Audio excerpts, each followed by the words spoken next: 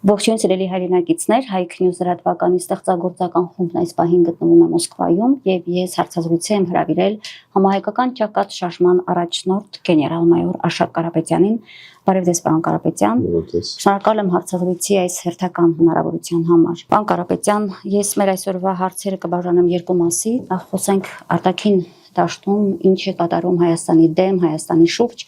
եւ մենք արդեն տեղեկացանք, որ Հայաստանի եւ Ադրբեջանի արտաքին գործերի նախարարները հայտարարեցին, որ այսպես կոչված խաղաղության պայմանագիր այդ փաստաթղթի շուրջ բանակցությունները ավարտված են։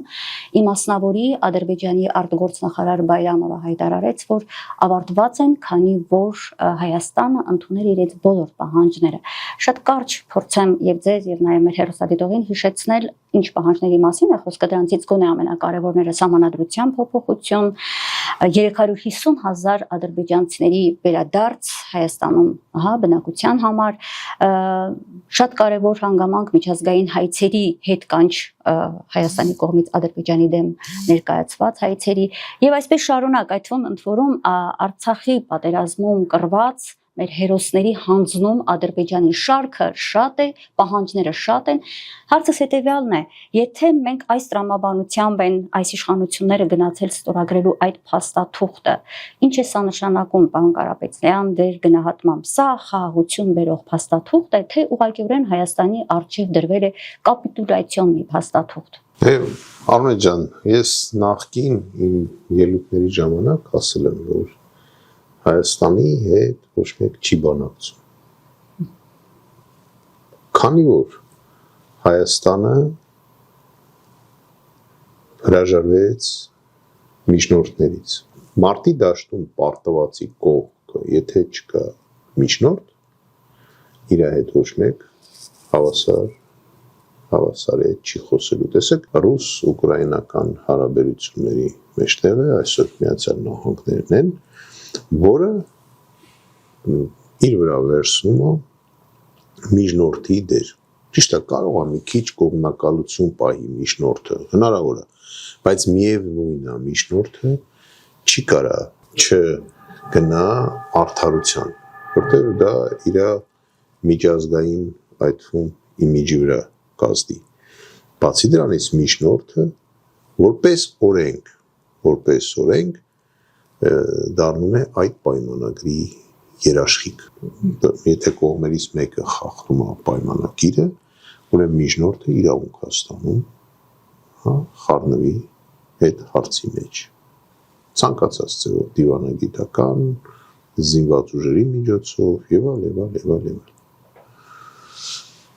Ինչ վերաբերում է այդ փաստաթղթին, որը որ կա, ակնհայտ կապիտուլյացիայի փաստաթուղթը, որտեղ ոչ մի կետ չի համապատասխանում հայերի ցանկության եւ հայերի նպատակներին եւ չկա ոչ մի առաջարկ այնտեղ կամ կետ, որը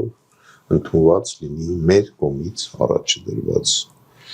Դա նշանակում է, որ խոսքը գնում է լիովին կապիտուլյացիայի մասին։ Ալիևի նոր տարվա շնորհավորանքը, որը փաստացի սպառնալիք էր Հայաստանի վրա։ Ասեմ, որ Ալիևը գործել է եւ կատարել է մեծ սխալ։ Ինչի հետ կապված։ Որովհետեւ միջազգային օրենքների համաձայն, եթե խաղաղության պայմանագիրը կնքվում է կամ փաստաթուղթը կնքվում է ուժի սպառնալիքի տակ, այդ փաստաթուղթը չի կարող համարվի, եթե խաղաղության պայմանագիրն է վերաբերվում, ապա խաղաղության պայմանագիր։ Դա ինչ է նշանակում, այո, ոչ լեգիտիմ փաստաթուղթ է, միջազգային օրենքի համաձայն, եւ ինքը մանավանդ վերջի 2 ամիսը, չեմ ասում միշտ, բայց վերջի 2 ամիսը ակնհայտ սպառնացել է ուժի կիրառմունք։ Դա մեր վաղկոտ երկրի ղեկավարներն էլ, որ իրանց անգրագետալով համարում է ամենաանկախ կառավարությունը աշխարհում, հասկանում եք, գիտեք, փողոցում էլ է այդպես, մարդն ինչքան անգրագետ է լինում, այնքան իրան անկախ է համարում։ Այդպես է։ Ու փաստորեն մեզ պարտադրեցին իդեմս մեր երկրի իշխանության հանուն իրենց աթոռների պահպանման պարտադրեցին համաձայնվել այդ կետերին։ Դա փաստաթուղթ է, որը կոնկրետ ես որպես Հայաստանի քաղաքացի լեգիտիմ չեմ համարում։ Միակողմանի զիջումներ են անում։ Գալու ենք իշխանության եւ ինչ էլ ստորագրի Նիկոլ Փաշինյանը, ինչ էլ ստորագրի, այդ բոլորը հետ են կանչվելու։ Այսինքն կա այդ հնարավորությունը, պարոն Կարապետյան, իրավական տեսանկյունից համաձայն, միջազգային օրենք ու պարտադրելու ենք Ադրբեջանին նստի քննարկի նոր պայմանագրի, նոր խաղաղության պայմանագիր։ Ինչ հանցագործություն տեղի ունեցավ։ Իմիջիալով թե երկրի մեր ղեկավարի կողմից եւ թե Ադրբեջանի ղեկավարի կողմից, որտեղ նման փաստաթղթի կնքումը չի բերում համերաշխության երկու ժողովրդի մեջ։ Մինչդեռ այսօր իշխանության ներկայացուցիչները, պարոն Կարապետյան, հիշեցնեմ ձեզ, ասում են այս սկսվեց խաղաղության դարաշրջանը։ Նորից եմ ասում, չի բերում խաղաղության մեջ, որտեղ խաղաղության պայմանագիրը իր մեջ կարա պետք է ներառի արդարություն։ Հասկանում եք, արդարություն չկա։ Կա մի կողմի պահանջ։ Ու դա հանցագործություն է սեփական ժողովրդի դեմ երկու ղեկավարների կողմից։ Ես գտնում եմ պատերազմը ուղղակի հետաձգվեց։ Մի քանի տարով, այսպես ասեմ, բայց մենք դեռ տեսնելու ենք Ադրբեջանի հետ նոր պատերազմներ։ Ու դա այդքան երկար չի տևելու այդ ժամանակահատվածը։ Ես կարծում եմ, որ Նիկոլ Փաշինյանը մեր ազգի պատմության մեջ ամենամեծ դավաճանն է։ Եվ դա գրվելու է մեր պատմության մեջ։ Գրվելու է։ Ինչ էլ ինքը անի։ Ինքը միակ ղեկավարն է հայոց, որը որ թուրքերի դեմ կզեց։ Միակ ղեկավարն է։ Եվ չկա մեր պատմության մեջ նման ղեկավար։ Մեր ղեկավարները թուրը ձերքին զոհվել են, բայց չեն հանձնվել։ Մեր ղեկավարները գերավարվել են, բայց չեն հանձնվել։ Այսօր մենք տեսնում ենք Բաքվի բանտում մեր գերավարված տղաներին, որոնք չեն հանձնվում։ Ճիշտ է, մենք նրանց հանդեպ տարբեր կարծիքներ կարանք, անենք տարբեր բաներ։ Այդ հարցերը մենք կտանք, երբ որ իրանք կվերադառնան Հայաստան, բայց չեն հանձնվում։ Մենք դա տեսնում ենք։ Իսկ ինքը ապրելով հրապարակի կենտրոնում, ապրելով այն կառավարական դաչաներում, ոնց որ ժողովուրդն է ասում, 18 թվից հետո ոտից գլուխ փոխվելով, չեմ ուզում, որպես մասնագետ եմ ասում, որպես հետախույզ։ Հետախույզը նայում է արտաքին տեսքին։ Իրա մի հատ տեսքը նայեք, ինչ եղել 18 թվին, հագու կապը ու հիմա նայեք։ Ու գնահատական տվեք։ Հետաքրքիր է ձեր գնահատականը։ Կերպարանափոխության հետ կապված որն է։ Կերպարափոխ, դե դուք տվեք։ Ես չեմ ուզում, ես իմ կարծիքը ունեմ մասնագիտական։ Այդ մարդը հանցագործ է։ Այդ մարդը կատարել է պետական դավաճանություն։ Այդ մարդը չի զբաղվել իր քաղաքացիներով, որոնք դժբախտության մեջ են։ Հայ ժողովուրդը այսօր շատ ծանր վիճակի մեջ է։ Սեփական կառավարությունը դատում է, նստացնում է, ոնց որ ինքն է սիրում ասել, Չագուչը ձեռը մանա գալի, ասում է սիմվոլ է։ Չագուչի սիմվոլ ինքը հասկանում է, Արարատի սիմվոլ չի հասկանում։ Հասկանում եք։ Ասում է սիմվոլ է։ Դուք Չագուչը սիմվոլ է, Արարատը սիմվոլ չի։ Մարդկանց ասում է ասֆալտով փռեմ գեդին, Ալիվն էլ այնտեղ է դատում։ Մեր ժողովուրդը ընկել է երկու իշխանության կողմից դատվում են։ Երկու իշխանություն հետապնդում է հայ ժողովրդին։ Հասկանում եք ինչ է կատարվում։ Նման վիճակի մեջ աշխարհում ոչ մի ժողովուրդ այսօր չկա։ Որովհետև ներսից է թշնամին։ Մեր նորից եմ կրկնում, երկու իշխանություն այսօր դատում են հայ ժողովրդին,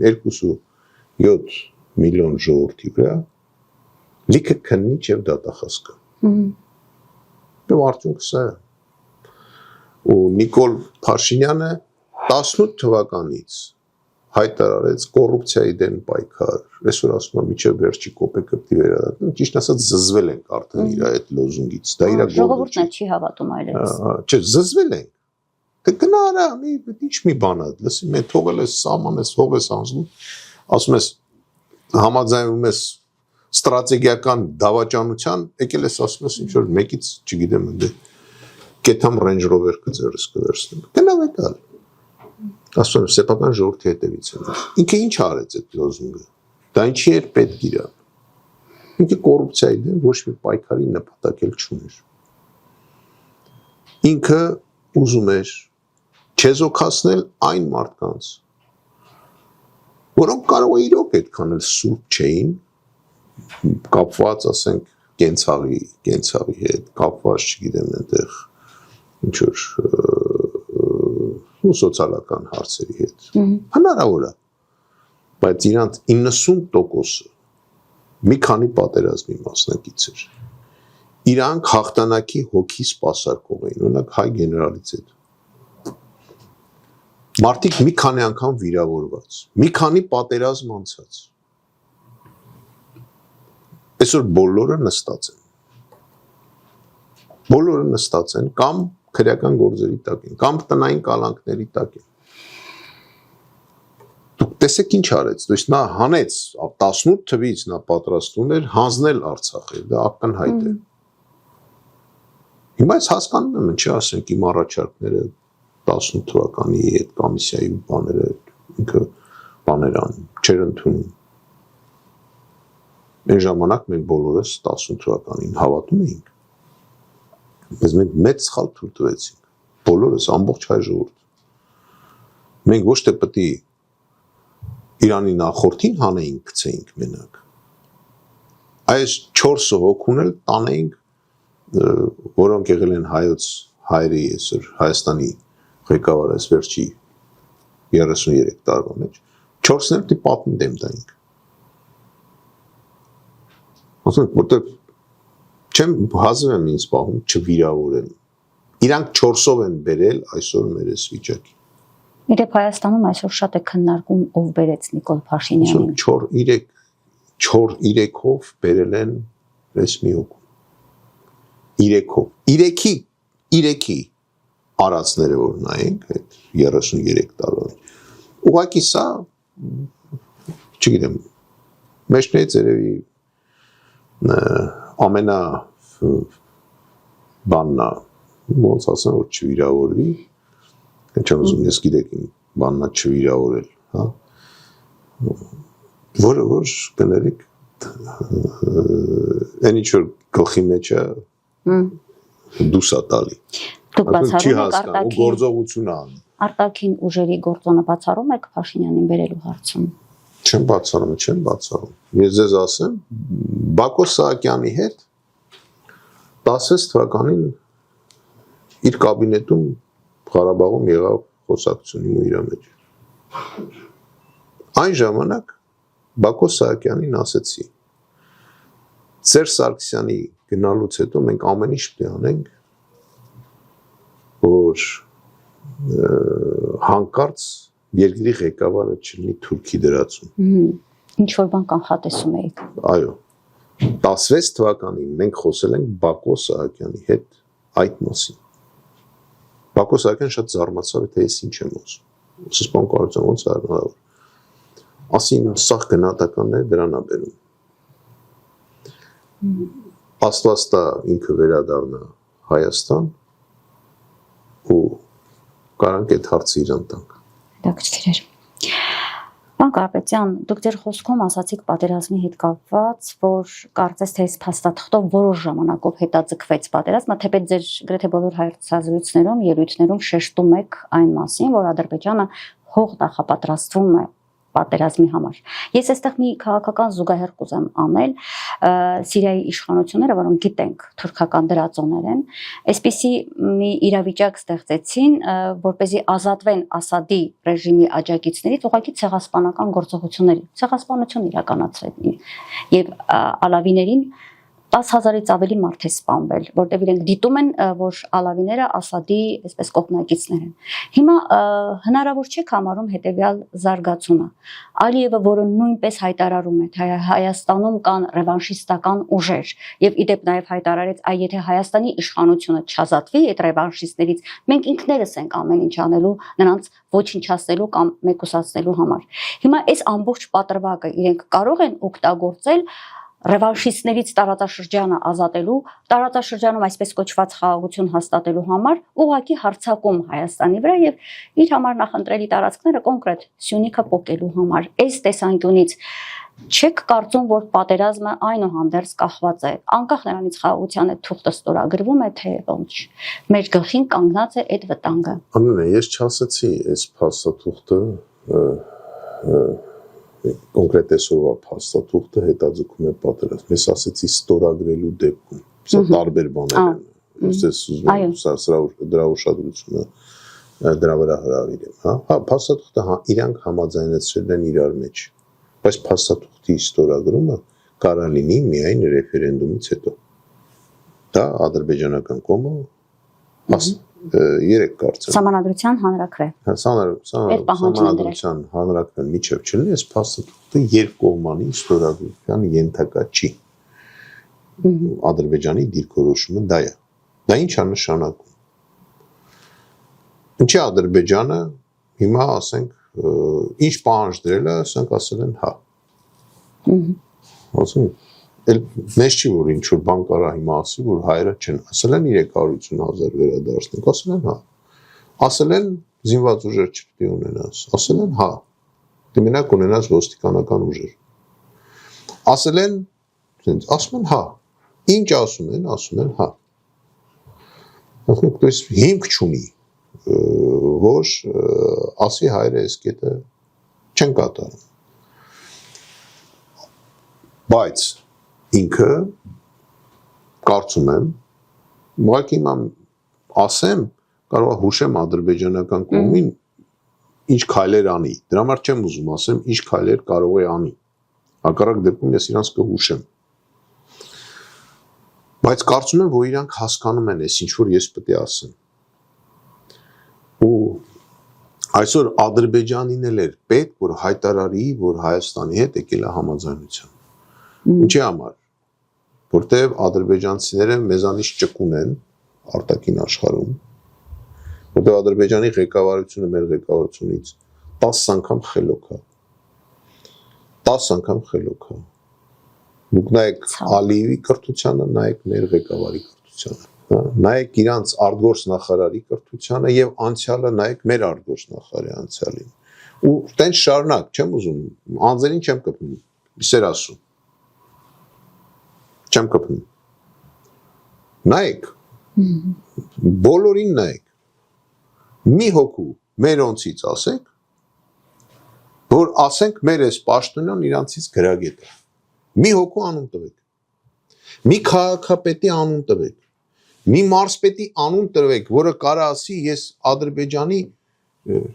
գյուղապետից գրագետ մարդ եմ։ Կարան իզնից նեղանան, ես նկարում եմ քպայականներին, ես չեմ խոսում, ասենք այնտեղ, որտեղ ինչ-որ կրթված մարդիկ կան, բայց դրանք քպեից չեն։ Թող մի հոգու անուն տան, մի գյուղապետի անուն, որ իրանց դրածուն է ու ավելի գրագետ է, քան մյուս գյուղապետ։ Կամ քաղաքապետեր են ուզում դնել։ Քաղաքապետեր են ուզում դնել։ Հանցագործ անցյալով ոչ մի սրբություն չունեն։ Ոնց կարան սրանք նրանց դեմ խոսան։ Իսկ Ալիևան չի գնաց դրան, արտաքին աշխարհի վերադառնում եմ մտքիս։ Արտաքին աշխարհի փոփոխման պատճառով իրանք դա շատ լավ զգում են։ Հա մենք գիտեք միշտ ասել ենք, մեր պապերն ասել են, որ թուրքերը միշտ լավ դիվանագետներ են։ Ասել են, որտեղ իրանք էլ են հասկացել։ այն ժամանակ հասկացել են 15 թվականին հասկացել են հենց այդ Աթաթյուրքի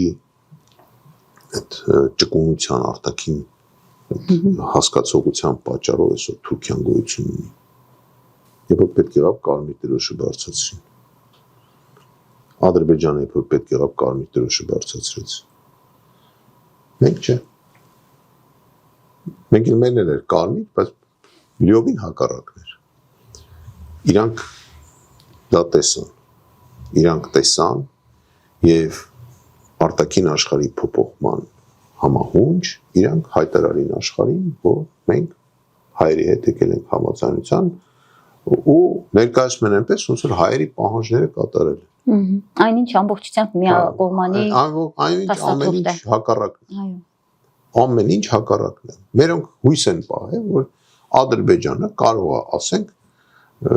ինչ որ մի տարածք մեզ հետ տա, չտալու։ Ես ոնց ասեմ ձեզ, վստահության աստիճանս այնքան մեծ է, ուրախ կլնեմ, եթե սխալվեմ այս հարցում, բայց ադրբեջանական կողմը գնում է իր նպատակին թուրքերի հետ միասին։ Իրանք վերացնում են հայությունը այդ տարածքում։ Իրանք չեն տեսնում Հայաստան այդ տարածքում։ Այս պայմանագիրը նույնիսկ եթե մենք ընդունենք սահմանադրությունը եւ նույնիսկ մենք սահմանադրությունը ասենք թե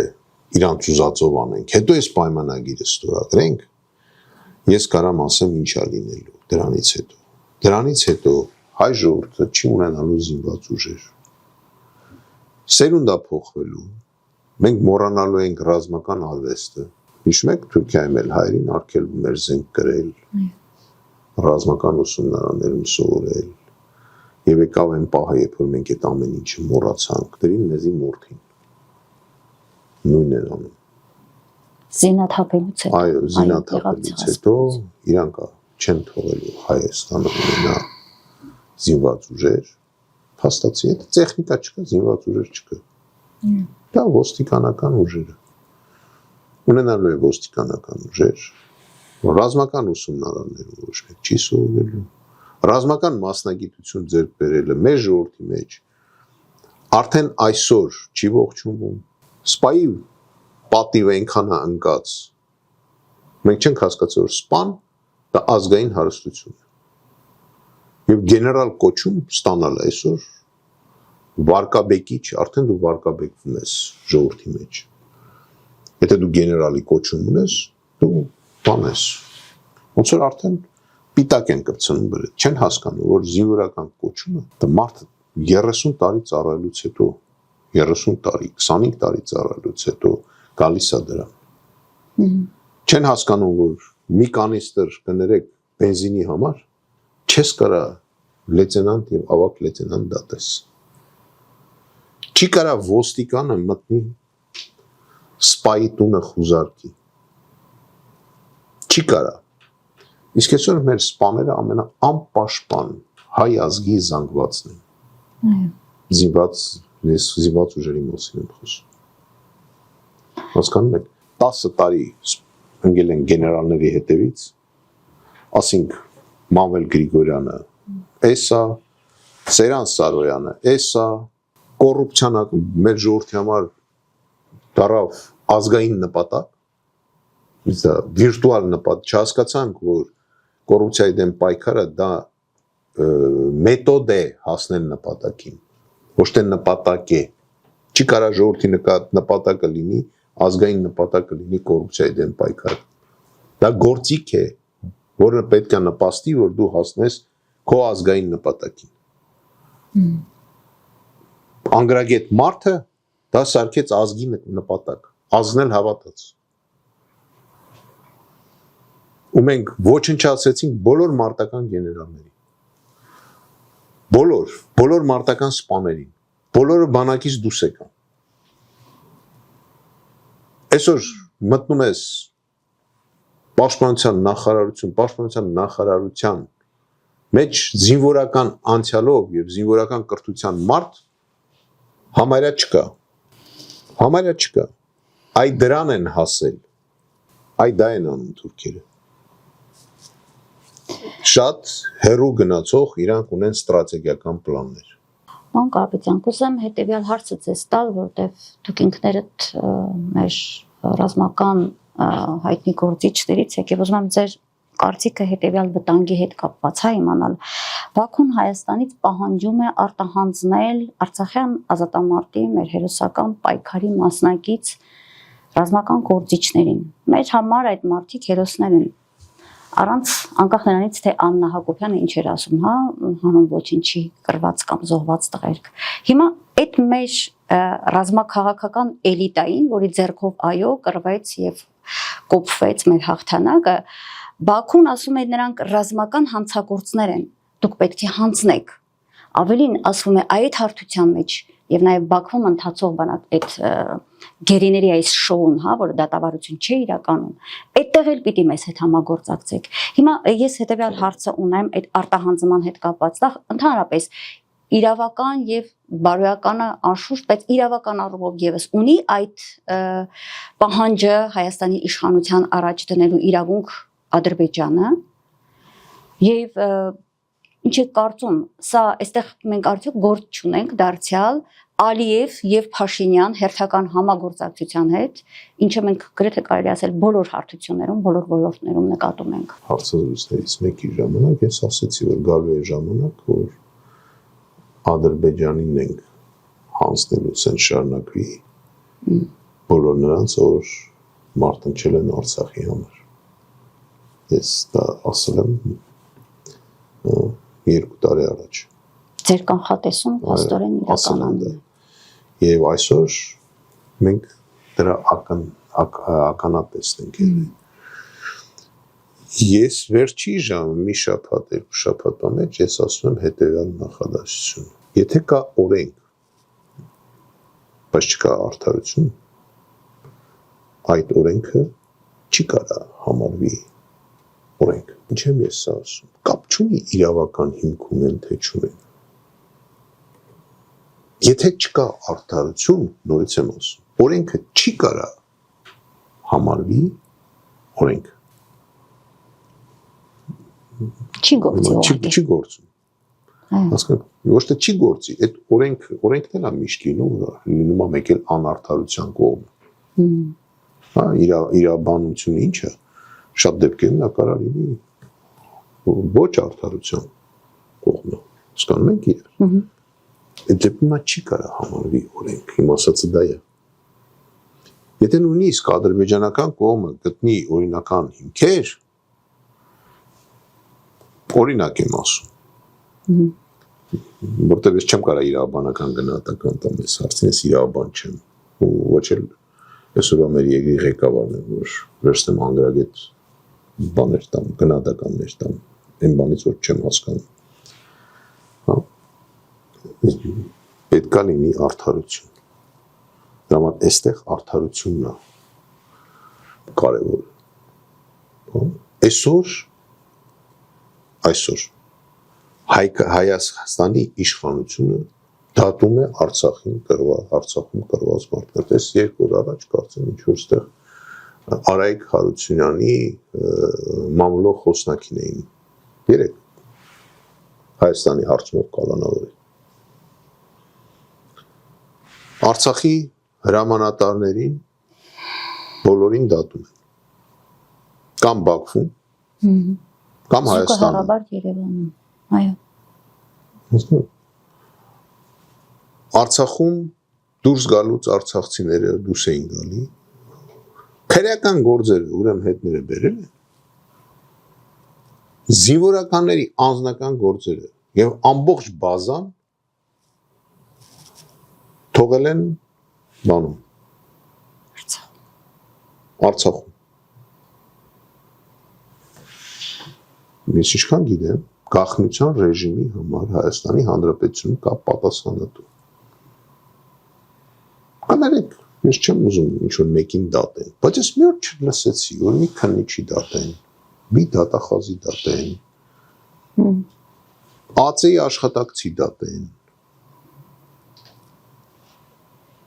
Չեմ լսում, ես չհասկացա, այդ սաղ կոռուպցիան։ Մեկ էլ մեր ազգի բանը կենտրոնացված է զինծառայողների վրա։ Չեմ հասկանում։ Ոչ մի դավաճան չբռնեցին 30 տարվա մեջ, մի դավաճան ԱԱՑ-ում չեն բռնել։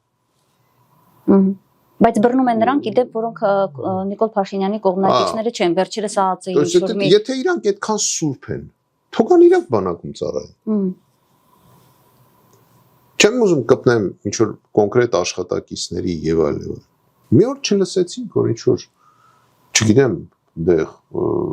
հայտարարում են 50 հոգի դավաճան բռնենք հայկական բանակում։ Կարծեմ մի տարի առաջ։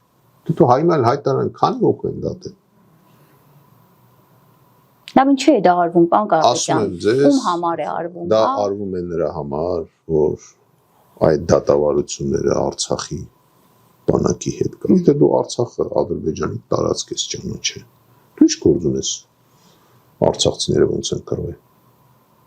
Հիմա հարց եմ տալի։ Դու ասում ես նա մեր քաղաքացին չի։ Ի՞նչ եմ ասում։ Ինչ գործ ունես, այս մարդը ոնց է կռվել Արցախում։ Դու ով ես։ Սա արվում է, որ ժողովրդի մարտական հոգին կոտրի։ Իսկ գալով այդ կներեք ինքը հասկանում է, որ ժողովրդի իրան անցալում է որպես դավաճան։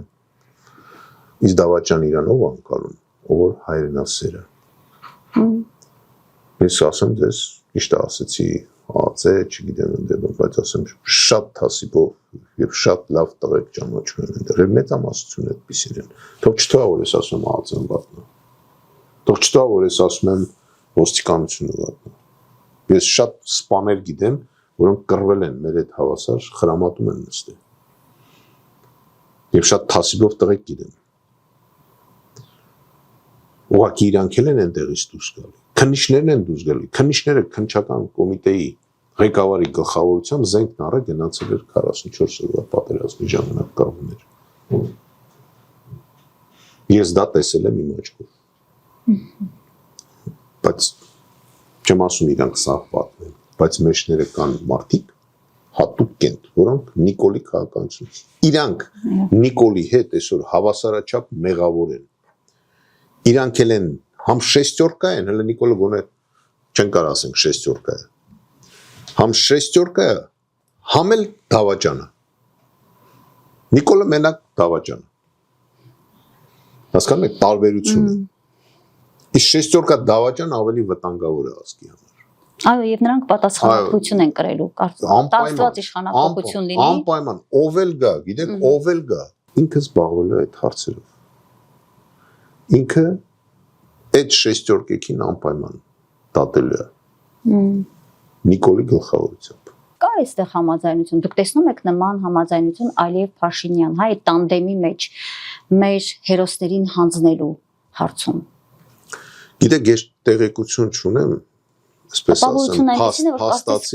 փաստացի տեղեկություն չունեմ, իսկ ես առանց փաստերի սովոր չեմ խոսալ, հա, բայց որ հավանականությունը, որ նման պահանջի դեպքում մեր երկրի ղեկավարը կհամաձայնվի, իմ մեջ ճիշտ ասած կասկածանք չկա։ Ես ոչ թե կասկածանք չկա, հավանականությունը ահավոր մեծ է։ Որտեղ նա նես բաների է համաձայնվել, որ ոնց ասեմ, երևի աբսուրդի աստիճանը կանանում։ Ես ձեզ ասեմ, ինքը իրան եվրոպացի երկիր է ուզում սարքի, չգիտեմ ինչ է, հիմա ոնց որ այդ լոզունգը գնաց երկրորդ պլան, որտեղ հասկացա, որ դա սուտ է, հիմա թուրքական երկիր ենք սարքում։ Հա, հիմա լոզունգը փոխել է։ Հիշում եք այն գիրքը, որ նվիրեց Էրդողանը Նիկոլ Փաշինյանին, ես խնդրում եմ հավատակ, նկարով չեմ ուզում ցույց տամ։ Որ չեմ ուզում նկարվեմ, կներեք նման ֆոնի վրա չեմ վիրավորում Էրդողանին, բայց չեմ ուզում իր այդ, չէ, իրավունք ունեմ։ Դե իհարկե։ Հա, իրավունք ունեմ, չեմ ուզում նկարվել։ Ճիշտ է, հայ գեներալը չպետք է նկարվի այդ ֆոնի վրա։ Այն ինչ որ ինքը անում է հայ ժողովրդի դեմ այսօր, ես չեմ ուզում իր կողքը իր նկարը իմ հետ լինի։ Դա համար հակառակն եմ ցույց տալի։ Փաստորեն դա այդ գիրքն է։ Սա այդ գիրքն է, հակառակն եմ ցույց տալի։ Ես կարդացի այդ գիրքը, չգիտեմ Նիկոլ Փաշինյանը կարդացել է թե չէ։ Սրտին սեղմել էր։ Հա, ես կարդացել եմ այս գիրքը։ Եվ ասեմ ձեզ տպավորությունս իմ սպասելիքը շատ ավելի մեծ էր կապված բովանդակության հետ կամ նպատակների հետ կամ բայց դա մի բան է որ Թուրքիան նեղացած է, իրան խիչ են թողում, որ ինքը աշխարհում լինի հարց լուծող։ Ինչ կապ ունի Հայաստանի ղեկավարը հարց կտանք։ Այս գրքի հետ հայերիս հետ կապված որևէ դիտարկում կա։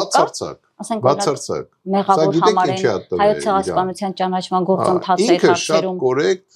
Ինքը շատ Էրդողանը խելոք մարդ է։ Մենք մեր հակառակորդն է, բայց խելոք է, դա հասկանանք։ Խելացի մարդ է։ Ինքս է տվել է մեր երկրին ղեկավարին։ Ասել է գնա կարդա, որ հասկանաս իմ նպատակները։ Հասկանաս իմ նպատակները։ Դու մեջը չկաս։ Բայց դու պետք է կատարես այն ինչ կա այստեղ։ Չէ, ոչ թե կատարելու խնդիր չունի։ Ինքը ասում է մենք տես ինչ ենք ու ինչ ենք դառնում։ Եթե նա, չգիտեմ, կարդացել է այս գիրքը, թե չի կարդացել, կառաջարկեմ ինքը սա ընթերցի։ Կառաջարկեմ։ Ու թուրքական գաղափարախոսությունը, օսմանական այդ գաղափարախոսությունը սա գալի մտնում է, դառնում է հասկանալի ու սա ոնց որ դրա հաստատումն է։ Դե փաստորեն, եթե Նիկոլ Փաշինյանը պետք է կատարի թուրքական օրակարգ, ուրեմն այո, նա պետք է կարդա այդ գիրքը, այդ օրակարգը իրականացնելու համար շատ ցավալի փաստի հետ մենք գործ ունենք։ Արմեն ջան, չեմ ուզում սենց ինչ որ հա մենք բացասականից խոսենք։ Հասկանալի է, բայց լավ բաները հետևյալն է։ Մենք հասկանում ենք, որ այս իշխանությունը չի լինելու։ Այս իշխանությունը չի հասցնելու ստորագրի այս խաղաղության պայմանագիր։ Չի հասցնելու։ Այս իշխանությունը ուզում է մի քիչ էլ ձգի իր աթոռին նստել։ Գիտեք, մեր ժողովրդին ասում են խիչի հելնում, քնած է եւ այլն։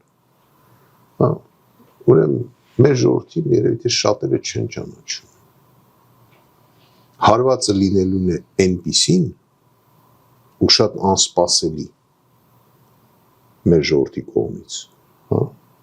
Ես շեշտում եմ։ Ու շատ հնարավոր է շատ դաժան։ Պարզ ասում եմ։ Ես մի քանի անգամ իրեն ասել եմ։ Փասապուսը թավակի գնա։ Ինքը զորով գնում է իր գլուխը դնում է իլիտին այդը։ Ես կուզեմ անդրադառնանք պարոն գեներալ հետևյալ հարցին, հա, ֆիզիկական, հոգեբանական լրջագույն տառապանքի մեջ են հայ գերիները բոլորը, մասնավորաբար կուզեմ նաև անդրադառնալ Արցախի ռազմաքաղաքական ղեկավարության հետ կատարվող այսօրվա այս կեղծ դատավարությանը եւ երբ նրանց նկարները մենք նայում ենք արդեն ամբողջությամբ պարզ է թե ինչ տանջանքների, ինչ կտանքների է ենթարկում հայ ղեկավարները թուրքական ադրբեջանական բանդում։ Հիմա ես ուզում եմ հետևյալ հարցը տալ, դե Բաքուն նրանց դատում է որպես տերորիստների։ Ինչ է ըստ ձեզ անում Հայաստանը։ Օրինակ, ինչու հայկական կողմը դիվանագիտական անհրաժեշտ բոլոր հարթակները չի օգտագործում հակափաստարկ ներկայացնելու, որ այս մարդիկ հանցագործներ չեն, տերորիստներ չեն։ Ինչու հստակ փաստարկներ չի ներկայացում աշխարհով մեկ, որ ընթանում է Բաքվում կեղծ դատավարություն։ Եվ առհասարակ ինչու չի ներկայացում հստակ այդ որպես փաթեթ, հա, ծանրակշիռ փաթեթ միջազգային կառույցների արչև չի դրվում հետևյալ առումով, որ այնինչ տեղի է ունենում Բաքվում, դա ընդհանրապես հակահայկական այն մեծ քաղաքականության կամ ադրբեջանա-թուրքական տանդեմի հստակ ծրագրի մի բաղադրիչն են։ Ինչու այս ուղղություններով Հայաստանի իշխանությունը կոնկրետ քայլեր չի անում։ Դուք ունեք ի վերջո այս հարցի պատասխանը։ Վերջերս Հայաստանում մի քանի ցույցեր եղան։ Կառավարության շենքի մոտ էին մարդիկ գնում, միջազգային տարբեր կառույցների գրասենյակների մոտ։ Հարցը ուղղվում է այսօր հստակ օրինակ Նիկոլ Փաշինյանին։ Ինչու։ Ինչպես հասկանալ ձեր լռությունը։ Իրե պատասխանն ասեմ ինչ են ասում։ Եթե խոսենք կվնասենք գերիներին։ Դուք այս տրամաբանությունը հասկանում եք։ Ուրեմն ինքը շատ սուտ է խոսում, որտեղ արդեն էլ վնասելու տեղ չկա։ Պարզ ասեմ, եթե խոսքը գնում է գերիների մասին, որոնք այսօր դատում են։ Էլ չու վնասի։ Բայց ակնհայտ սուտ է խոսում։ Բացի դրանից, մենք եկեք չմոռանանք, որ բացի այսօրվա դատվող գերիներից կան մարդիկ հասարակ Հայաստանի քաղաքացիներ, որ այդ թվում ընդեր գերավարության մեջ են, որոնց նույնիսկ չեն դատում։ Այո։ Այս ղեկավարները մեր երկրի Արցախի ղեկավարները, որ այսօր դատում են, այդ մարդկանց գոնե տեսնում ենք։ Գոնե ինչ որ տեղ կարողանում ենք վերահսկել։ Այնց այդ դատի շնորհիվ, որ տեսեք ասում ենք, չէ, արտաքին տեսքը, կապտակները, ասենք այնտեղ չգիտեմ, այդ Բակո Սահակյանին ցույց տվեցին, ատամնաշարը քիչությամբ հեռացված, ջարդած ատամներով, там չգիտեմ, բայց գոնե տեսնում ենք։ Գերավարությունը երբեք երևի մենակ որ կարդում ես թագավորների ժամանակ ա եղել, որ մի թագավորը ինչ թագավորին գերի է բանալը, տարա իր պալատում ապահե, որտեղ նա թագավորը։ Ցավոք սրտի դա այդ ամեն հարաբերությունները մնացել են անցյալում։ Եվ երբևիցե բնորոշ չեն եղել Թուրքին։ Պարզ ասեմ։ Նման պահվածք։ Ցավոք սրտի եմ ասում։ Չեմ վիրավորում, բայց այդպես է։ Հա, իրենց գործելավոճն է։ Իրենց գործելավոճը այդպիսին է եղել։ Կապված մեր երկրի ղեկավարությամբ է պատասխանը իսկ դուք հարց տալուց պատասխանը գիտեք քիչ զբաղվում ինքը մեր դուք երբեմն ակնարկել եք։ Հա, քիչ զբաղվում ես մի քանի անգամ այդ թեմայով խոսել եմ Արմինե դե համար եկեք չկրկնեմ ես ուղղակի ավելացրեցի այն մասը որ չեմ ասել ու կարծում եմ որ միևնույն է ապագան բերելու է նրան որ ադրբեջանցիները լինելու են նույն վիճակում եթե այս փաստաթուղթը ստորագրվեց որտեղ հայ ժողովուրդը դա Նիկոլ Փաշինյան չի Եվ այդ դեպքում ես կուզեմ հետևյալ հարցը տալ գերիների հետ կապված կենտրոնում պահելով Ռուբեն Վարդանյանի հետ կապդարվածը իդեպ 3 դադարեցրել է արդեն Վարդանյանը իր հացադուլը որը տևեց 23 օր եւ այս ընթացքում նա մի շարք ուղերձներ հղեց պարոն Կարապետյան կուզեմ անդրադառնալ բավական ինձ համար կարևոր ուղերձներից մեկին նրա որտեղ նա ասում էր դատում են ոչ թե ինձ այլ հայ ժողովրդին եւ Հայաստանին եւ ողբերգությունը եթե մենք չգիտակցենք դա Ինձ համար հետաքրքիր է, դե չգիտեմ ինչ մասով Հայաստանի իշխանությունը գիտակցում է դա թե ոչ, որ դատվում է Բաքվում Հայաստանն ու հայ ժողովուրդը, բայց մենք բոլորս հայ ժողովուրդը, անհատները գիտակցում են թե ի վերջո ինչ զարուրելի բան է կատարվում, թե մենք այսպես ընկած ենք այս թափի տակ, այս ինչպես թափանին վտանում է մեզ զարգացումները մեզ իրար հետևից տանում են եւ մենք չենք հասկանում ինչ է տեղի ունենում։ Հայաստանն է ի վերջո դատվում, մենք բոլորս հայ ժողովուրդն էլ Դա գիտակցում է։ Երբեմն ինձ թվում է չկա այդ խորքային գիտակցումը, պարոն Կարապետյան։ Գիտեք, մեր ժողովուրդը դարեր շարունակ ենթարկվել է ճնշումների։ Հա, թե ֆիզիկապես, թե հոգեպես ճնշումների։ Եվ մենք սովոր ենք այսպես դիմանալ։ Դա չնշանակում մենք չենք հասկանում։ Ես սրանից կարծեմ երբ որ այդ դատավարությունը նոր էր սկսել, ժամանակ ես ասացի, որ նպատակը ոչ թե դատել Ռուբեն Վարդանյանին կամ մյուսներին, այլ նպատակը ուսումնասիրել ամբողջ ժողովրդին։ Ու ես նմանատիպ արտահայտություն արել։ Կարծում եմ, որ մեր հայ ժողովուրդը շատ լավ ամեն ինչ հասկանում, խելոք ժողովուրդ է։ Բայց հետևություն պիտի արվի։ Այո, եւ գիտեք, sense մեր ժողովուրդը մի քիչ ասում հետաքրքիր է ասես կարա դիմանա ճնշումներին, բայց երբ որ ոտքի է կանգնում ու մեկ է սարդարապատ է լինում հա, այո, ու երբ որ ոտքի է կանգնում ամեն ինչ սրբում է այս ճանապարհին եւ հետաքրքիրն է որ ինչքան մեզ փորձել են ինչքան շատ ճնշեն եղերնին օրինակ, հա, դե դրանից են կողմ եղերնի անել, ֆիզիկապես ոչնչացնել, հոգեպես ճնշել, չէ՞ որ դա մեծ հոգեկան էլ ճնշում էր, ահա, ավելի մեծ քան նույնիսկ ֆիզիկական ոչնչացում։ բայց դա չխանգարեց, որ մեր պապերը սարքեն պետություն, չխանգարեց, որ ամբողջ աշխարհում հարուստների շարքում լինեն, ամենամեծ հարուստների շարքում լինեն հայեր, չխանգարեց, որ աշխարհում հզոր գիտնականների շարքում լինեն հայեր, չխանգարեց, որ աշխարհում հզոր արվեստագետների մեջ լինեն հայեր, չխանգարեց, որ հայով ճանաչեն Ֆրանսիան, հասկանում եք, չխանգարեց, որ հայը փրկի Ֆրանսիան լինելով պարտիզանական Իսակ Մանուշյան եւ իր շնորհիվ Ֆրանսիան նստեց հաղթողների բանակցությունների ժամանակ այնքան գեներալ Դեգոլի պատճառով չէ, ինչքան այդ մարդու շնորհիվ, որ Ֆրանսիան նստեց հաղթողների կողմը, ոչ թե պարտվողների կողմը։ Չխանգարեց, որ գեներալների մեջ ամբողջ աշխարհով մեկ ամենապատվավոր գեներալները լինեն հայեր, ծովայինները, ծովակալները լինեն հայեր, մարշալները լինեն հայեր, դրամար եմ ես ասում, գալու է ապագան, եթե սա ստորագրվեց, ուրեմն ապագայում մենք տեսնելու ենք նոր պատերազմ եւ այդ դեպքում ամեն ինչ լինելու է հակառակը։ Իրանց ղեկավարներն են նստելու դատարանում։ Մեր ղեկավարի հետ միասին, տարբերություն մենակ դա է լինելու։ Իրար կողք։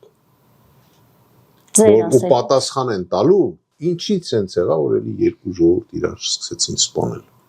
Այդ երկուսով։ Ասեմ ինչա լինել։ Ինչ ասել եմ եղել է, կարակ վերցնեք,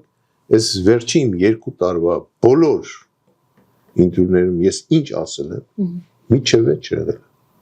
Այս երկուսը նստելու են մի դատարանում դատվեն։ Չեմ վիրավորում, ոչ նրան, ոչ նրան։ Տեսեք, ասում Ալիո շատ խելոք մարդ է, մերը չէ։ Եթե մեր ուզում է վիրավորի, թող վիրավորի։ Կարա գնա դատի տա, որ ինքը խելոք մարդ է։ Դե ձեր խոսքը վերաբերում է արդար վճռին, արդար դատաստանին, եւ ես կարծում եմ մեր ժողովուրդը կշտկի մեջքը կգա այդ օրը։ Այդ երկուսին, երբ որ մենք դնենք մի դատարանով դատենք, այդ ժամանակ այս երկու ժողովուրդ կբարձրեն իրար հետ հավերժ։ Հետաքրքիր դիտարկում էր։ Պարոն Կարապետյան, զենքի հետ կապված ուզում եմ ձեզ հետեւյալ հարցը տալ։ Այս իշխանությունը ասում է, եթե մենք օրինակ չհրաժարվենք մեր ազգային խորհրդանիշերից եւ մեջտեղ է բերում օրինակ Արարատ լեռի, հա, խորհրդանիշը մեր, որը կա մեր զինանշանի վրա, ասում է, ապա մեզ զենք չեն վաճառի։ Իսկ եթե հանկարծ որոշեն վաճառել, ժանգուտ զենքեր են վաճառելու, որպես տասնամյակներ ռազմական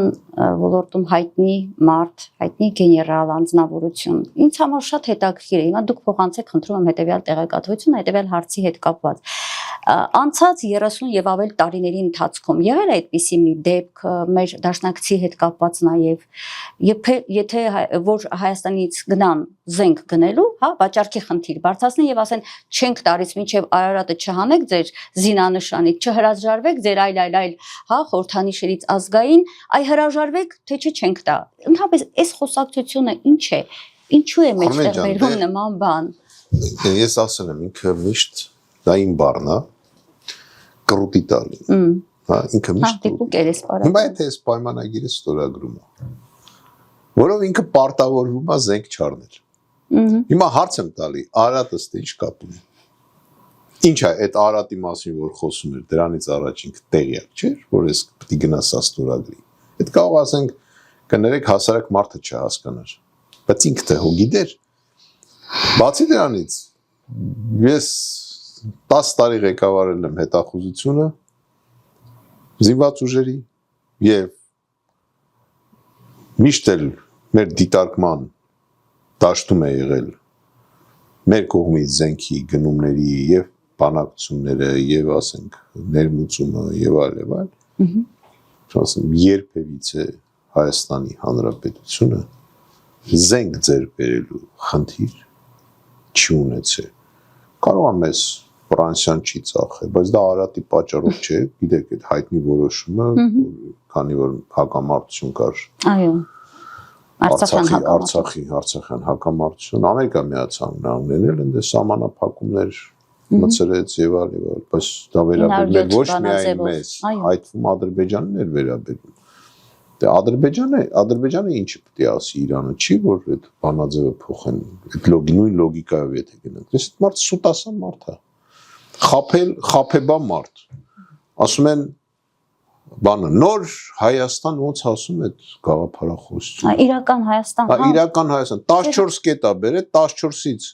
8 կետը Ադրբեջանի պահանջն է, այն մնացածը Թուրքիայի պահանջը։ Եվ դա դառնում է գաղափարախոսություն։ Դա մեզի ուզում է կպցնի որպես գաղափարախոս,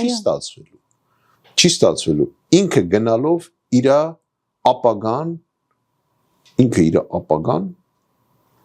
ոչնչացնում է։ Հաջորդ իշխանությունը, գիտեք, խնդիր չի ունենալու Իրան դատի կամ չդատի։ Հաջորդ իշխանությունը Հայաստանի միակ խնդիր է ունենալու։ Անենցանի, որ իրան կներեք չսատկասնեն։ Որտև հայկական պետությունը ցանկացած քաղաքացու իր համար պատասխանատու է։ Նույնիսկ եթե այդ քաղաքացին հանցագործ է։ Խնդիր է ունենալու, որտե են տանելու պահեն դրան։ Բանտում մի ժամ չի մնա։ Փախնելու է գնա Ամերիկայի Միացյալ Նահանգներ, մի ժամ չի մնա։ Թող երկրի անունը տա։ Թուրքիա։ Արդեն բոլորը հավատացնում եմ թուրքերը իրանք են իրան սատկացնելու։ Ու բերեն հանձնեն հայերին։ Ես դա հավատացնում եմ։ Երբևիցե մենք ինչ էլ մտածենք թուրք ժողովրդի մասին, մենք մի բան պետք է իմանանք։ Երբևիցե թուրք սուլտանները դավաճանին չեն ընդունել։ Թուրքերը կներեք, պետք է ճիշտն ասենք։ Դուխով նորմալ, այն որ ինքը կպցրել բաներ, թուրքերի մեծամասնությունը բավականին բան ժողովուրդ են։ Դե կա գիտակցումը դավաճանը կդավաճանի նաև իրենց։ Հիշեք, միշտ եղել է դա իրենցից է սկսել, չէ՞, որ եթե դու դավաճանել ես քո իշխանին, դու ինձ երբեք չես կարա ծառայես ու գլուխները կտրել են։ Նույնը լինելու է իր հետ, երբ որ նա փախավ գնաց Թուրքիա։ Ոնց հասկանում եմ միակ տեղը, ապահով տեղը Հայաստանն է, Հայաստանի իրավական միակ ապահով տեղը իրոք կարա լինի Հայաստանը, բայց ինքը գնալով Հայաստանի ապագա իշխանության համար ինքը ստեղծում է մեծ խնդիրներ իր ֆիզիկական անվտանգությունը պահպանելու առումով։ Ռուսաստան, Իրան արդեն իսկ կազմավորված ռազմաքաղաքական դաշինքին Հայաստանի միավորման, միանալու կարևորության խնդիրն եք դուք բարձրաձայնել եւ քանիցս ես էլ իմ հարցազրույցներում ձեր այդ հայտարարությունը հանրայնացրել եմ եւ նկատել եմ, որ իսկապես դա շատ լավ է ընդունվում մեր քաղաքական դաշտի կողմից։ Հիմա տեսեք ինչ են ասում Իրանի իշխանական, վերլուծական շրջանակները, որոնք ուղղակիորեն հենց իշխանության մեսիջներն են մեզ հասցնում, հա, տեսեք ասում են, եթե ուզում եք, որ Սյունիքի հայաթափման պլանը ձախողվի, ուրեմն պետք է Հայաստանը ռազմական դաշինք ստորագրի Իրանի հետ։ Ընդհանուր միջև ասվում է ռազմաբազա Սյունիքում ստեղծելու մասին։ Ինչ կասեք այս առնչությամբ, գիտեմ, որ Արմեն ջան, հստակ դիրքորոշում ունեք այս հարցում։ Ռուսաստան, Իրան այդ ռազմավարական պայմանագիրը ստորագրելը, ես դրանից երևի մի կես տարի առաջ ասել եմ Ռուսաստան, Հայաստան, Իրան, հա, ռազմավարական պայմանագիր ստորագրելու կապակցությամբ անհրաժեշտություն ստեղծենք ռեգիոնալ, այդ թվում ռազմական դաշինք, որտեղ միայն ռեգիոնալ ռազմական դաշինքը կարա ապահովի Հայաստանի անվտանգությունը։ Միևնույն ժամանակ պահպանելով մեր ներկայությունը հապկում եւ Ռուսաստանի հետ առանձին երկկողմանի պայմանագիր ռազմական ունենալ, այդ թվում կարանք ռազմական պայմանագիր ունենանք Իրանի հետ։ Եթե իմիջիալոց ռուսերեն բան ես անում, հա, Ռոսիա, Արմենիա, Իրան, լնումա ռայ։ Հա, դրախտ։ Ուզում եմ ասեմ, որ այդ դաշինքը կարևորագույն անվտանգային համակարգ կրա հանդիսանա Հայաստանի եւ հայ ազգի համար։ Եվ չեմ ուզում ասեմ անհրաժեշտության կամ կադրը անհրաժեշտությունը ռազմաբազա իրանական ստեղծել եւ այլ։ Մեր Հայաստանի Հանրապետությունում կա 102-րդ բազան, որի արկայությունը ինձ թվում է բավարար է Սյունիքը պաշտպանելու համար պետք չի որ ասենք այդ բազան գտնվի Սյունիքում։ Այսպես ասեմ, ինչ տարբերություն ժամանակից տեխնիկական հնարավորությունների պարագայում տարածությունը այդքան արդեն կարևոր չի, բայց 102-րդ բազան պետք է ուժեղացնել, բերել հասցնել բավականին որակական եւ քանակական բարձր մակարդակի։ Պետք է զարգացնել սեփական ռազմական հնարավորությունները, որտեղ ես միշտ ասել եմ, մեր տեղ ոչ մեկ չի կռվել։ Միջև մենք չկրակենք, ում ուզում ես մեր կողքդ կանգնացրու։ Ոչ մեկ մի քայլ չեն անի, հա։ Դրա համար զարգացնելու համար մեզ պետք է Պարսկաստան, որտեղ այդ դեպքում մենք տեխնիկական մեծ հնարավորություններ կունենանք ռազմական արտադրության ոլորտում Իրանի հետ ստեղծելով համատեղ ձեռնարկություններ, որտեղ Հայաստանը պետք է արտադրի, ոչ թե պետք է գնի զենք մենակ, այդ թվում պետք է արտադրի ժամանակակից զենքեր։ Այո։ Եվ չմոռանանք, որ Հայաստանը սովետական միության ժամանակ զբաղեցրել է առաջի տեղը սովետական միությունում գիտության ոլորտում ռազմական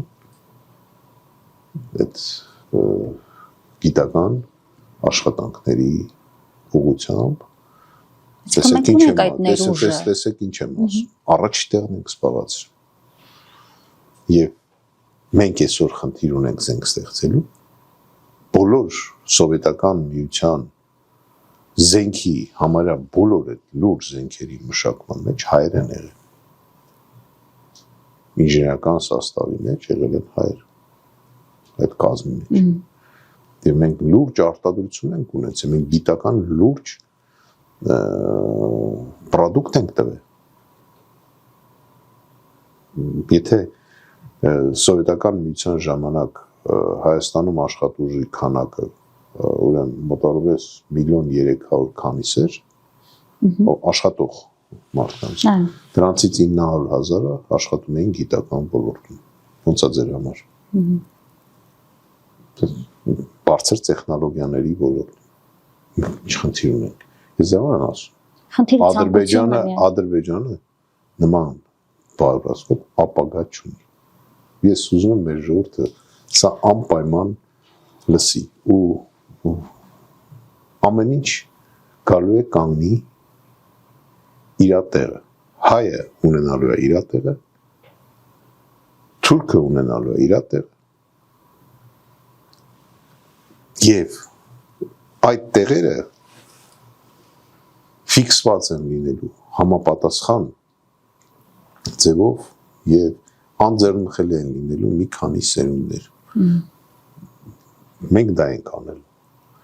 Սա ինչ որ ինքը նկարում է, էս էլ է նկարում, ոնց որ քրեական գործերն է նկարում, հենց էս պայմանագիրն է նկարում։ Անլուրջ դավաճան մարդու, որը սովոր չի պայքարել։ Իրեք, երբ որ ես սովորում էի ռազմական ուսումնարանում,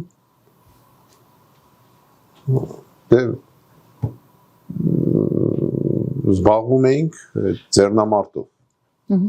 տենց պարապմունքներ կար, զբաղվում էինք զինվորական սպան, պետք է ձեռնամարտ իմանար։ Մեզի դες փոքր, ասենք, այդքան բարձր հասակ չէ։ Այն ժամանակ էլ նիհար էի։ Ինձ գցում էին, ասենք, միշտ մի հաղթանդամի դեմ։ Երբ որ ասենց մի օր հարց տվեցի մեր այդ ինստրուկտորին, ասեցի, կներեք էլի, ինչ եք ինձ միշտ բերում դնում, իրեք գլուխն ինձնից մեծ է։ Ասեց, сынок, когда будешь на поле боя, там по росту выбирать не будут. Միտքը հասկացաք, չէ՞։ Հիմա գիտեք, թող մեզ հասակով եւ քանակով չչափեն։ Փոքր ենք, բայց հզոր է մեր ներուժը։ Ասում եմ, թող մեզ քանակով չփակի, վիճելոց ասեմ, վերջի մեզ հաղթում է այդ հաղթանդը։ Ուզում ասեմ, ճիշտ է, սկզբից տեց էի ուտում։ Այդ պարապմունքների ժամանակ, բայց ի վերջո արդեն սկսել էի հաղթել։ Դրա համար եմ ասում, թող մեզ ռազմերով չչափեն, էլի, սա հենց այն տեղն է, ասում եք, ռազմերն ինչու իրի շետ։ Դե հետաքրքիր օրինակ բերեցիք, բայց ես թույլ տվեք մեր հարցազրույցն այսօրվա ավարտենք, ամեն դեպքում ներքաղաքական զարգացումները չենք կարող անտեսել պարոն Կարապետյան, որովհետև Հայաստանը ուղղակիորեն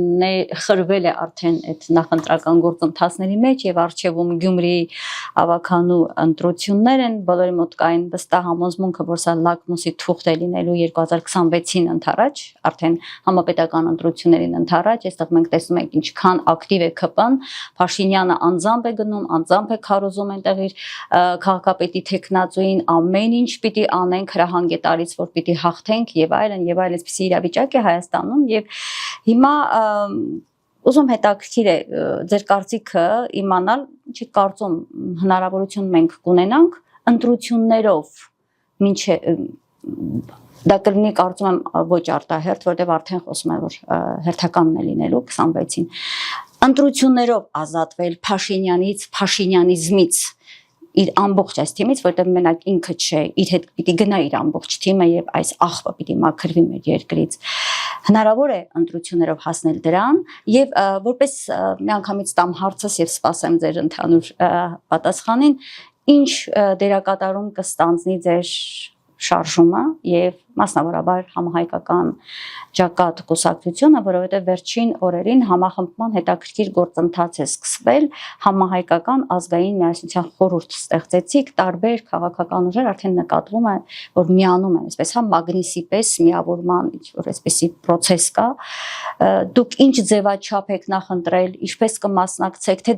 դեռ որոշակի չի որոշակիացել դեռ փոքր ինչ բացեք շրջանակները, խնդրեմ։ Օրեն ջան, այսօր այդ ձեր ասած ձեր կողմից նշված խորհրդի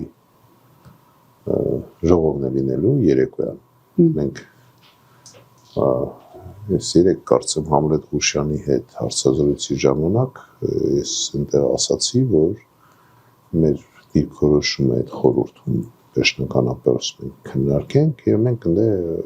աջակցելու ենք տեխնացուներից մեկին, որի մասին մենք կասենք եւ մոտակա ժամանակները միջոցառում կանցկացնենք եւ Գյումրիում աջակցության մենք անուղղակիորեն որոշեցինք առանձին չմասնակցենք այն պատճառով որ մեր նպատակները կապված է ավելի գլոբալ հարցերի հետ եւ չեմ կարծում որ Գյումրիում ինչ որ քաղաքապետ այս կողմից կամ այն կողմից ընտրվողը ինչ որ դա բացի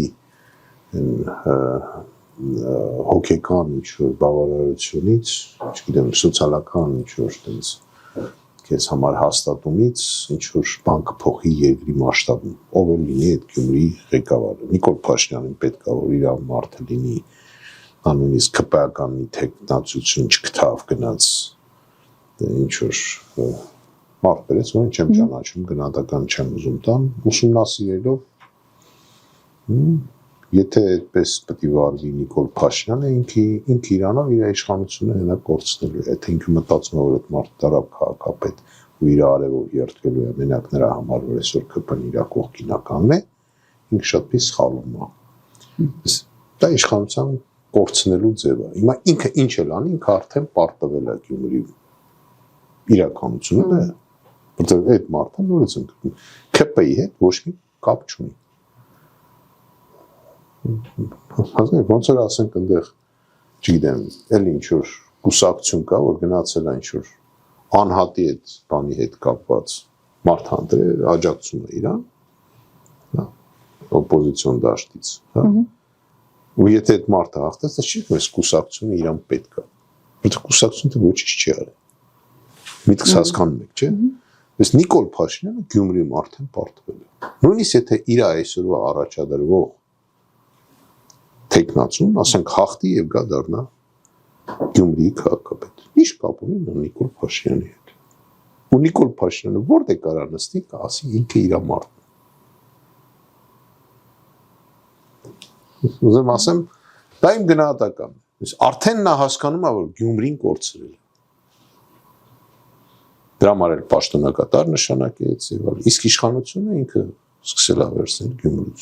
Այո։ Քայլերով եկավ 18-ին Գյումրի։ Ընտրություններով Հայաստանի Հանրապետությունում երբևիցե իշխանություն չի փոխվել։ Նույն այդ 18 թվականին։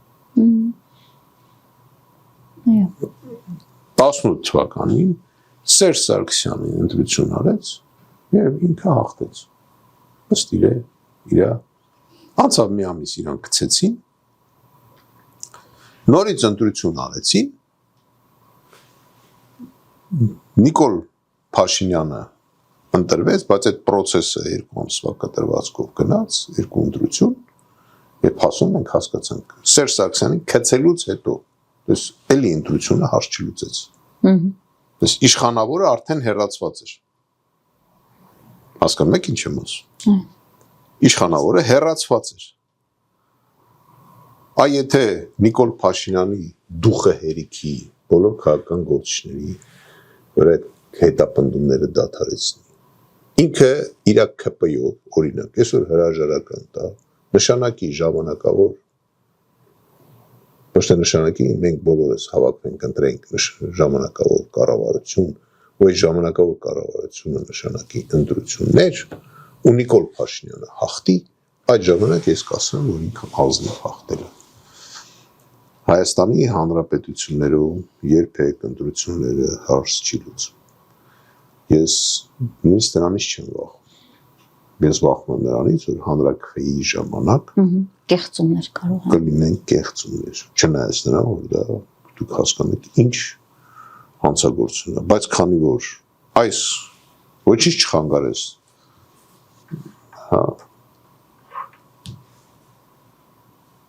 այսօրվա գործող կեղծված ընտրություններով ընդունված սահմանադրությունը ընդունվի եւ միջև այսօր մենք այդ սահմանադրությունով ապրում ենք,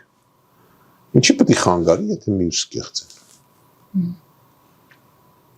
Ցավոք սրտի մենք նորից եմ ասում, մենք ունենք շատ ստրատեգիական խնդիր, գլոբալ խնդիր։ Հասկանում եք, ինքը կոռուպցիայի դեմ պայքարը հայտարարում ազգային նպատակ։ Ու մեր ազգի մի մասը այդ գտնում որ դա նպատակ է։ Նպատակը ո՞րն է։ Սիմոն Սիմոնյանից իր ջիպը առնել է, դա ազգային նպատակ է։ Ազգային նպատակը ինչ որ մեկի բնակարանը ձեռից առնել է։ Դա ո՞ս կարա լինի ազգային նպատակ։ Ասենք թե ինքը հենց հանցագործ է։ Դա process-ը, դա մեթոդ է։ Դե կարծես այդ մեթոդը նորից մեջտեղ է գալիս այս ընտրությունների ընթացքում լսում եք, չէ՞, հատիկ-հատիկ հետ բերելու մասին։ Հատիկ չեմ ուզում շարունակել։ Իսկ արտահերտ ընտրություններ հնարավոր են, որտեղ երբեմն դուք ասում եք, որ մինչև 26-ը նա պետք է հեռանա։ Նա հեռանալու է, բայց նորից եմ ասում, ոչ արտահերտ ընտրություններով։ Ինքը այդքան դուխ չունի։ Դուս գա ասի ես հրաժարվում եմ։ Այդ որ ինքը ասում է մի քանի անգամ հրաժարվում, 21 թվին երբ որ ինքը հրաժարական տվեց այն ժամանակ ինքը վստահ էր որ ինքը կընտրվի որտեղ դաշտում մնացել էին հիները Եվ ինքը ուրիշ քաղաքական գործիչ չկա, այսօր այդ վիճակը չի։ Այսօր քաղաքական դաշտը փոխվել է, ինքը հասկանում, որ գնաց ոչ ինքն են անել, ոչ ինքն անել։ Դրա համար ինքը հիներին ա բերում։ Եթե նկատել եք իր խոսակցությունների ժամանակ ինքը իրանց է բանա, իրանց հետ ինչ բանավաճես։ Ինչ բանավաճես։ Թող գնա գերեզմանոց մեռելների հետ բանավիճ։ Չեմ վիրավորում ոչ մեկին, քաղաքական տեսակետից եմ ասում։ Նույն հաջողությամբ կարա գնա, ասում, գերեզմանոց, նստի մի հատ մեռելի արձանի դեմ ու սկսի հետը բանավիճել։ Այսինքն քաղաքական այլընտրանքը կա։ Իհարկե կա։ Իհարկե կա։ Բայց ինքը նորից եմ ասում, ընտրություններով չի գնալու։ Այ ես միշտ ասել եմ։ Ես ասել եմ 2 տարվա մեջ բրսաղ ասում են արտահերթ ընտրություններ անելու, ընդ ինչ որ շարժում կար։ Հենց հա, չէ, հետո սրբազան շարժում էր։ Ես որ ասեցի շարժումը որ նոր սկսել էր, ես ասեցի որ հենց Թաուշից հելամ սկսին գալ Երևան, հենց Թաուշից սկսին գալ Երևան, ես ասեցի ոչինչ չի լինել։ Թաուշի հողերը հանձնեցին, սուս մնացին։ Դե թող մի հատ հելնի խոսա։ Հելա Թաուշից հելավ եկավ հասավ Երևան։ Ինչ արեց։ Ինչ արեց։ Բացի նրանից, որ ժողովրդին խաբեցին, որտեվ նույն հիներն էին կազմակերպել այդ ամեն ինչ, մենք սա հասկանում ենք։ Ինձնից էլ նեղացան։ Բայց ես ասեցի իմ աջակցությունը։ Բայց անցել է համարյա մի տարի, ես նոր ասում եմ։ Ոչինչի չի բերել, ով ինչ ճանաչում է, դա ինքը դա լսել է։ Ու կներեք, ես մի անգամ էլ եմ ասել, հիմա էլ եմ ասել, ես համաձայն չեմ, որ մեր երկրի ղեկավարը լինի ժուրնալիստ։ Ես համաձայն չեմ, որ մեր երկրի ղեկավարը լինի տերտեր։ Ես համաձայն չեմ, որ մեր երկրի ղեկավարը լինի անգրագետ մարդ։ Ես համաձայն չեմ, որ մեր երկրի ղեկավարը լինի, չգիտեմ, ընդ գալու բոյ ես ինչեր։ Համաձայն չեմ։ Ով պիտի լինի մեր երկրի ղեկավարը։ Մեր երկրի ղեկավարը պետք է լինի մարդ, որը ունի անցյալ, մեր դեպքում զինվորական անցյալ։ Ես հիմա չեմ ուզում նկարագրեմ, որ չմտածեն ինձ եմ նկարագրում։ Այսինքն իրավիճակը դա է պահանջում։ Իհարկե, պետք է լինի մարդ, որը աշխարհի կողմից հարգվում է, իսկ կարա հարգվի մի մարդ, որը պաշտպանում է իր ազգին։ Ոչ թե հելնում հայտարարում է, ասում է, ես որ քաղաքացին դուշնես կապ չունեմ։ Այդ քաղաքացին։ Բա որ այդ քաղաքացին փող վարկում է իր կներեք ծնողներին։ Դու խես այդ քաղաքացուց փողից վերցնում, եթե դու իր հետ կապ չունես։ Եկեք Արմեն ջան, շատ հետաքրքիր է, մենք բավականին երկար խոսում ենք, ձեր շնորհակալություն։ Պարոն կապիտան, ես շնորհակալ եմ այս անկեղծ զրույցի համար, հետաքրքիր զրույցի եւ հետաքրքիր շեշտադրումներով ու կանխատեսումներով սպասենք զարգացումներին։ Իսկ ես վերհիշեցնեմ իմ հեռուստադիտողներին, մենք հաղորդաշարն էր եթերում, ես հյուրընկալվել էի գեներալ-մայոր համահայկական ճակատ շարժման առաջնորդ Արշակ Կարապետյանին։ Լավ եղեք, կհանդիպենք։